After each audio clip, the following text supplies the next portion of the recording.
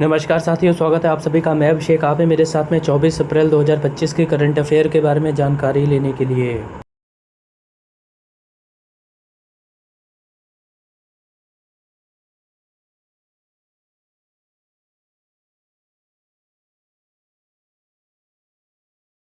साथियों, मैं आपका स्वागत करता हूं अपने चैनल स्मार्ट टीचिंग अभी भी जीएस बाय अभिषेक में।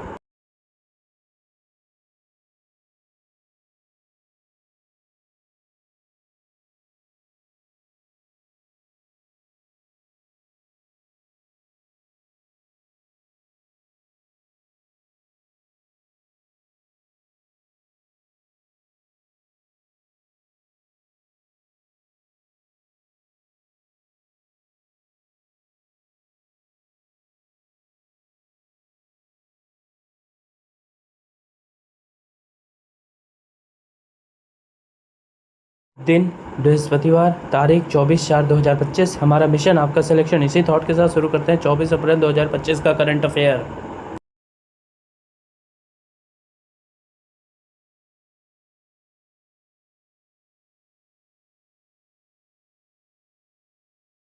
पहला, हाल ही में विश्व पुस्तक और कॉपीराइट दिवस कब मनाया गया? उत्तर है 23 अप्रैल को। आइए इस खबर के बारे में जान लें। हाल ही में विश्व पुस्तक और कॉपीराइट दिवस 23 अप्रैल को मनाया गया। यह दिन जो 23 अप्रैल को मनाया जाता है, पुस्तकों और पढ़ने के प्रति प्रेम को बढ़ावा देने के लिए दुनिया भर में मनाया जाता है।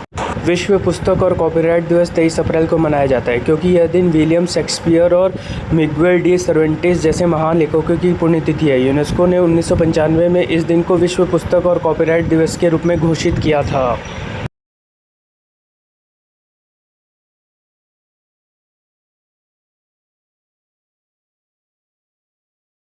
अगला, हाल ही में सुजुकी एरोबिक्स जिम्नास्टिक विश्व कप 2025 कहाँ आयोजित किया जाएगा? उत्तर है टोक्यो में। आइए इस खबर के बारे में जान लें। सुजुकी एरोबिक्स जिम्नास्टिक विश्व कप 2025 जापान के टोक्यो में आयोजित किया जाएगा। यह प्रतियोगिता 25 से 27 अप्रैल तक चलेगी। इस प्रतियोगिता का आयोजन federation international de Gymnastique FIG और इंटरनेशनल एरोबिक्स फेडरेशन जापान द्वारा किया जाएगा।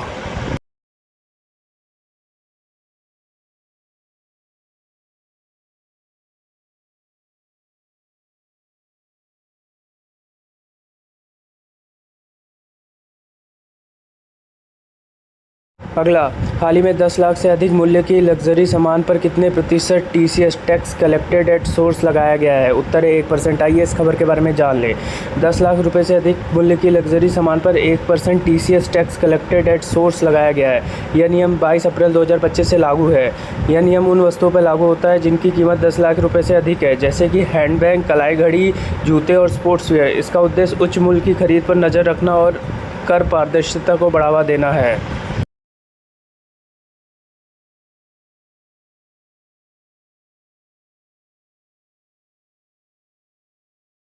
अगला, हाल ही में केंद्रीय पुरातत्व सलाहकार बोर्ड की 38वीं बैठक कहाँ आयोजित हुई है? उत्तर है न्यू दिल्ली में। आइए इस खबर के बारे में जान लें। हाल ही में केंद्रीय पुरातत्व सलाहकार बोर्ड CABA की 38वीं बैठक नई दिल्ली के भारत मंडपम में आयोजित की गई है। यह बैठक 23 अप्रैल को हुई थी।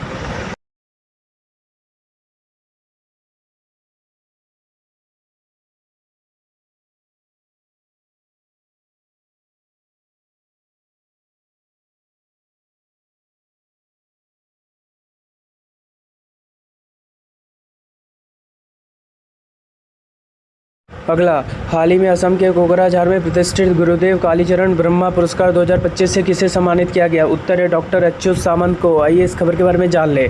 हाल ही में असम के कोकराझार में प्रतिष्ठित गुरुदेव कालीचरण ब्रह्मा पुरस्कार 2025 से अच्युत सामंत को सम्मानित किया गया। वे KIIT Kalinga institute of industrial technology और KISS Kalinga institute of social sciences के संस्थापक है। यह पुरस्कार शिक्षा और सामाजिक सशक्तिकरण के क्षेत्र में उनके उत्कृष्ट योगदान के लिए दिया गया है।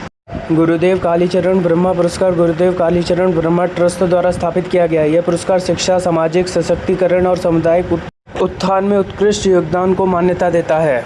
अगला, हाल ही में आईएमएफ ने वित्त वर्ष 2026 के लिए भारत की विकास दर कितने प्रतिशत रहने का अनुमान लगाया? उत्तर है 6.2%। आइए इस खबर के बारे में जान लें। आईएमएफ ने बढ़ते व्यापार तनाव और वैश्विक अनिश्चितताओं का हवाला देते हुए वित्त वर्ष 2025-26 में भारतीय अर्थव्यवस्था के लिए आर्थिक विकास दर के पूर्वानुमान को घटाकर 6.2% कर दिया है। आईएमएफ ने 2026-27 में भारतीय अर्थव्यवस्था के लिए अपने विकास अनुमान को भी घटाकर 6.3% कर दिया है। भारतीय अर्थव्यवस्था की विकास दर में अनुमानित कमी के बावजूद भारत दुनिया की सबसे तेजी से बढ़ती हुई प्रमुख अर्थव्यवस्था बना रहेगा। आईएमएफ के अनुसार 2025 में विश्व अर्थव्यवस्था में 2.8% की वृद्धि होने की उम्मीद है। अगला, हाल ही में भारतीय वायुसेना की प्रसिद्ध सूर्य किरण रोबोटिक टीम का रोमांचक एयर शो कहाँ आयोजित किया गया है? उत्तर है बिहार में। आइए इस खबर के बारे में जान लें। भारतीय वायुसेना की सूर्य किरण एरोबेटिक टीम का रोमांचक एयर शो बिहार की राजधानी पटना में आयोजित किया गया था। यह शो 22 और 23 अप्रैल को गंगा नदी के किनारे जननायक गंगा पथ पर आयोजित किया गया था। यह एयर शो पहली बार पटना में आयोजित किया गया था और इसमें सूर्य किरण टीम ने अपने हवाई करतबों से दर्शकों को मंत्रमुग्ध कर दिया।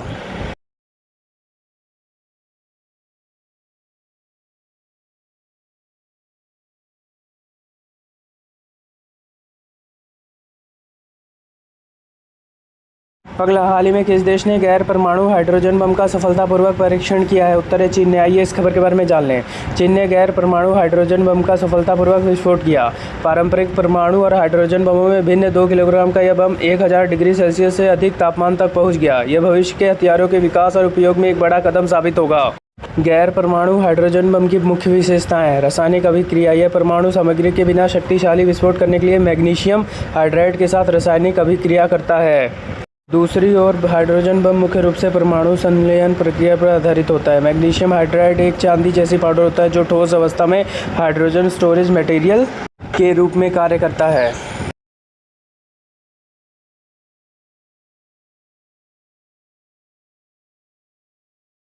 अगला, हाल ही में गुजरात के गांधीनगर में 40 कौशल पाठ्यक्रम प्रदान करने वाला एनएसडीसी पीडीईयू केंद्र का शुभारंभ किसने किया है? उत्तर है जयंत चौधरी ने। आइए इस खबर के बारे में जान लें। केंद्रीय कौशल विकास मंत्री जयंत चौधरी ने गुजरात के गांधीनगर में 40 कौशल पाठ्यक्रम प्रदान करने वाला एनएसडीसी पीडीयू केंद्र का शुभारंभ किया है।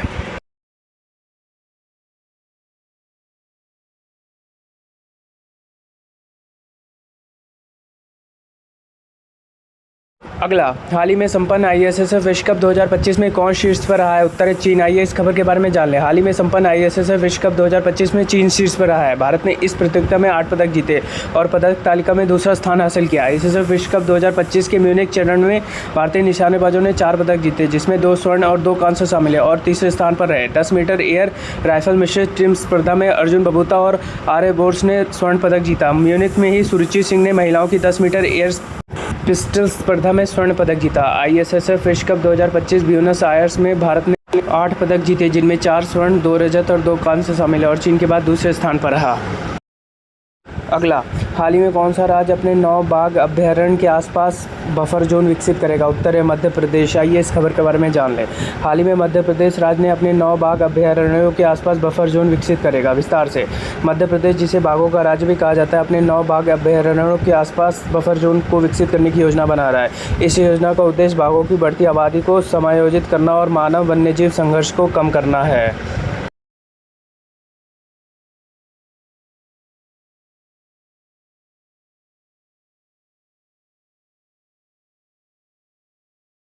मध्य प्रदेश में कुल 8 टाइगर रिजर्व हैं। संजय दुबरी टाइगर रिजर्व जो सिंधी में पड़ता है, नौरादेही टाइगर रिजर्व जो सागर में पड़ता है, पन्ना टाइगर रिजर्व जो पन्ना में पड़ता है, सतपुरा टाइगर रिजर्व जो नर्मदापुरम में पड़ता है, बांधवगढ़ टाइगर रिजर्व जो उमरिया में पड़ता है, पेंच टाइगर रिजर्व जो सिवनी में पड़ता है, कान्हा टाइगर रिजर्व जो मंडला में पड़ता है और आतापानी टाइगर रिजर्व जो भोपाल में पड़ता है।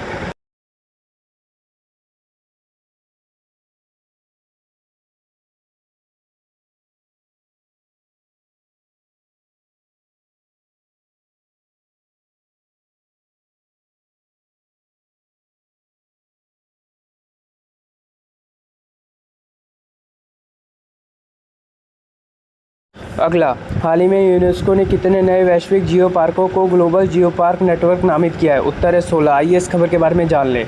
यूनेस्को ने हाल ही में 16 नए वैश्विक जियो पार्क को ग्लोबल जियो पार्क नेटवर्क में नामित किया है। इसके साथ ही अब 50 देशों में कुल 229 यूनेस्को ग्लोबल जियो पार्क हो गए हैं।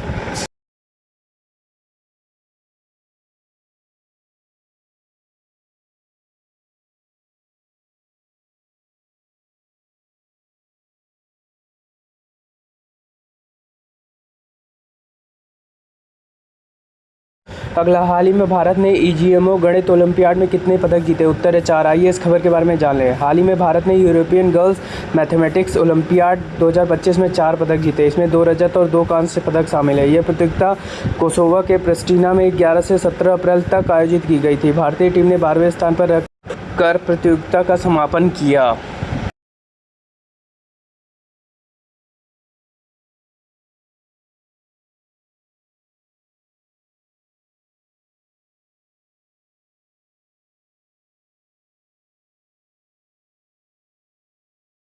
साथियों, अगर मेरा कंटेंट पसंद आए तो लाइक, शेयर और सब्सक्राइब कर दीजिएगा। धन्यवाद। आपका दिन मंगलमय हो।